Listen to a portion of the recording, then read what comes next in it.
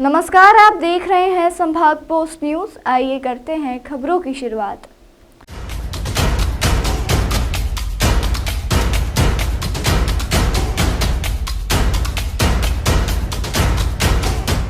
देश सहित प्रदेश में धार्मिक स्थलों को लेकर चल रही बहस के बीच इंदौर में कांग्रेस नेता राकेश यादव ने धार्मिक स्थलों की आड़ में व्यापार व्यवसाय संचालित करने वाले भूमाफियाओं पर सवालिया निशान खड़े किए हैं। उन्होंने ऐसी शासकीय भूमियों को भूमाफियाओं से आजाद कराने की मांग की है।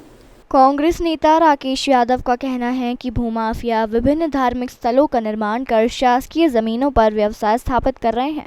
इसको लेकर सरकार और प्रशासन को ध्यान देने की आवश्यकता है और इस तरह के भूमाफियाओं पर कड़ी से कड़ी कार्रवाई की जाए।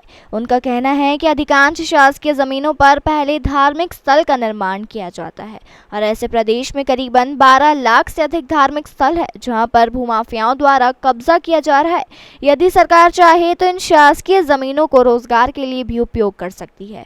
वहां पर धार्मिक स्थल स्थापित होने के बावजूद भी आसपास दुकानें बनाकर बेरोजगार लोगों को रोजगार दिया जा सकता है। उसमें भी इन जमीनों का उपयोग कर कई हद तक सरकार अपनी नीतियां स्थापित कर सकती है।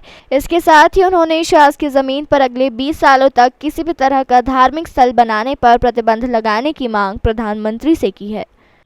देखिए, पूरे देश में लगभग 12 लाख से ज़्यादा अवैध मंदिर, मस्जिद, दरगाह और अनेक धार्मिक स्थल हैं जो सरकारी भूमि पर बने हुए हैं। ना उनका रखरखाव होता है, ना व्यवस्था होती है। मैंने माननीय प्रधानमंत्री जी को पत्र लिखकर और चीफ जस्टिस सुप्रीम कोर्ट को पत्र लिखकर ये मांग की है कि अगले 20 साल तक किसी भी तरह का धार्मिक स्थल बनाने पर पाबंदी लगाई जाए और ख़ास तौर से सरकारी ज़मीन पे तो कोई धार्मिक स्थल बनाने की परमिशन ही नहीं दी जाए, क्योंकि आमतौर पर धार्मिक स्थल का उपयोग ज़मीन पर कब्जा करने के लिए, ज़मीन पर दुकानें बनाने के लिए और अतिक्रमण से बचने के लिए मंदिर, मस्जिद और दरगाह का उपयोग हो रहा है और अनेक स्थानों पर ये देखा जा रहा है। हाई कोर्ट ने भी कई बार बोला है कि आप ये सारे अतिक्रमण जो अवैध हैं उनको हटाएं। इसके साथ मैंने एक मांग ये भी करी है कि स्टार्टअप योजना जो मोदी जी चला रहे हैं उसमें जितने भी सरकारी ज़मीन पर मंदिर, दरगाह, मस्जिद या अन्य धार्मिक स्थल बने हुए हैं उनका अधिग्रहण करें और अधिग्रहण करके युवाओं को वो सौंप दें चलाने के लिए, क्योंकि अभी एक सबसे बड़ा बिजनेस जो है वो यही मंदिर और धर्म के नाम पर पूरे देश में किया जा रहा है। मंदिरों की बाढ़ आ गई है, अनेक धार्मिक स्थलों की बाढ़ आ गई है।